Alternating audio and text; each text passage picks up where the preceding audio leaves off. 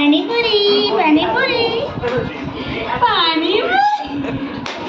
అదేంటోనండి, పానీపూరి చూస్తే చిన్నపిల్లలు అయిపోతామేటో ఆత్రంగా తినేయాలనిపిస్తుంది. అలా చేసుకొని అక్కడ బయట తినేదానికంటే ఇంట్లో హోమ్ మేడ్గా చేసుకుంటే చాలా బాగుంటుందని ట్రై చేస్తాం. చాలా బాగా కుదిరిందండి. పూరీలు మాత్రం చేయడానికి కొద్దిగా కష్టం అవుతుంది అనేసి ఇంకా పూరీలు అయితే బయట అవైలబుల్గా దొరుకుతాయి కదా, వాటిని తెచ్చి ఇంకా ఆయిల్లో వేసి బాగా ఫ్రై చేసుకొని ఇంకా ఫ్రై అవుతున్నప్పుడు ఇవి పెద్ద పెద్దగా అవుతున్నాయి కదా, అలా అవుతున్నప్పుడు ఎంత హ్యాపీ అనిపించింది. ఎందుకంటే పూరీలు పొంగుతున్నాయి అనిపించేసింది. ఇంకా చక్కగా పూరీలు వేపేసుకొని ఒక ప్లేట్లోకి పక్కకు తీసేసుకున్నామండి. చక్కగా ఇంక పూరీలు రెడీ అయిపోయాయి కదా, దానిలో స్టఫింగ్ ఆలుది ఉండాలి కాబట్టి ఆలుని అయితే చక్కగా బాయిల్ చేసేసుకున్నాము. బాయిల్ చేసుకున్న ఆలులో ముందుగా చిన్నగా కట్ చేసుకున్న ఆనియన్స్, పచ్చిమిరపకాయలు, కొత్తిమీర అన్నీ వేసేసుకోవాలి. ఇలా వేసుకున్న తర్వాత ఇందులో రుచికి తగినంత సాల్ట్ని వేసుకోవాలన్నమాట. ఇలా సాల్ట్ వేస్తున్నప్పుడు మా అన్నయ్య అంటున్నాడు, ఈ అమ్మ నీకు సరిపోదు, నేను స్మెల్ చూసే చెప్పేస్తారంటే మా వదిన కూడా ఇంకా ఎక్కువగా వేస్తుందన్నమాట. ఇది చేసే ప్రాసెస్ కూడా మా వదినే చేస్తుందండి. దానిలో కొద్దిగా చాట్ మసాలా, కొద్దిగా కారం వేసుకొని మంచిగా మిక్స్ చేసేసుకోవాలన్నమాట. దీంట్లో కొద్దిగా బూందీ కూడా వేసుకుంటే చాలా బాగుంటుంది. తర్వాత దాంట్లో చట్నీ ఉండాలి కదా, ఫ్రెష్గా ఉన్న పుదీనా తెచ్చేసుకున్నాము. ఈ పుదీనాని చక్కగా శుభ్రం చేసి మిక్సీ జార్లో కొద్దిగా కొత్తిమీర, పుదీనా, పచ్చిమిరపకాయలు, ఒక నిమ్మకాయని చక్కగా కట్ చేసి పిక్కలేమీ లేకుండా ఆ నిమ్మకాయ జ్యూస్ని వేసి చక్కగా మిక్సీ చేసేసుకోవాలి. ఇందులో అయితే మేము దహీ పూరి కూడా ప్రిపేర్ చేస్తున్నాము.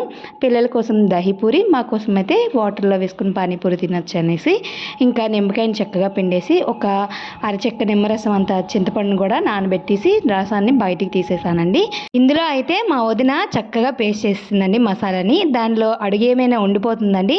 చింతపండు నీళ్ళనే వేసి చక్కగా మిక్స్ చేసింది. మిక్స్ చేసుకున్న దాంట్లో కొద్దిగా బ్లాక్ పెప్పర్, కొద్దిగా బూందీని వేసుకొని రెడీ చేసాం. దహీ పూరి అనుకున్నాం కదా, దహీ చక్కగా చక్కగా చెక్కలు ముక్కలు ఏమీ లేకుండా బాగా మిక్స్ చేసుకొని దానిలో పంచదార వేసుకుంటే దహీ పూరికి చాలా టేస్టీగా ఉంటుంది. ఇంకా నమ్కీను, వాటరు, ఇంకా పూరి అన్నీ దగ్గర పెట్టేసేసుకునేసరికి ఇంకా చిన్నపిల్లలు అయిపోయాము. ఎందుకంటే చాలా టేస్టీగా హ్యాపీ అనిపిస్తుంది ఇంటి దగ్గర ఏవైనా తయారు చేసుకుంటే. మా వదిన అయితే ఇప్పుడు దహీ పూరి ప్రిపేర్ చేస్తుందనమాట.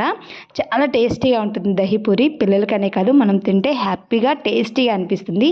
ఈ దహీ పూరి కోసం అయితే పూరీని కన్నాలు పెట్టేసుకొని దానిలో ముందుగా ఆలు స్టఫ్ రెడీ చేసుకున్నాం కదా, దాన్ని కూడా చక్కగా నింపేసేయాలండి. నింపిన తర్వాత దానిలో మనం నమ్కీన్ అనేది రెడీ చేసుకోవాలి. ఆ నమ్కీన్ కూడా దానిపైన వేసుకోవాలి. కొద్దిగా వేసుకొని కొద్దిగా కొత్తిమీర కూడా వేసేసుకోండి.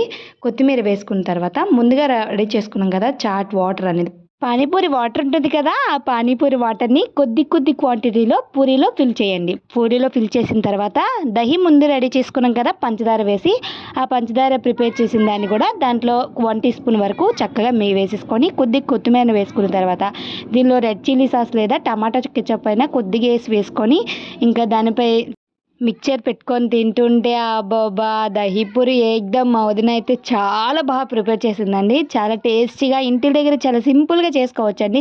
ఎప్పుడు పానీపూరి అనగానే ఎంతో పని ప్రాసెస్ ఉంటుంది అనుకున్నాను. మా వదిన చేసేసరికి చాలా సింపుల్గా టేస్టీగా అనిపించింది. మా వారు కూడా తిన్నారు ఫస్ట్ టైము, తిన్నా కూడా చాలా బాగుంది.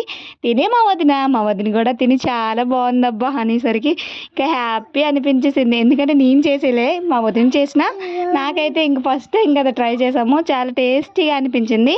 చాలా సింపుల్ ప్రాసెసే, ఇంటి దగ్గర ఒకసారి ట్రై చేయండి, చాలా బాగుంటుంది. నచ్చితే మాత్రం ఛానల్ సబ్స్క్రైబ్ చేసుకొని వీడియోకి ఒక లైక్ చేయండి, షేర్ చేయండి.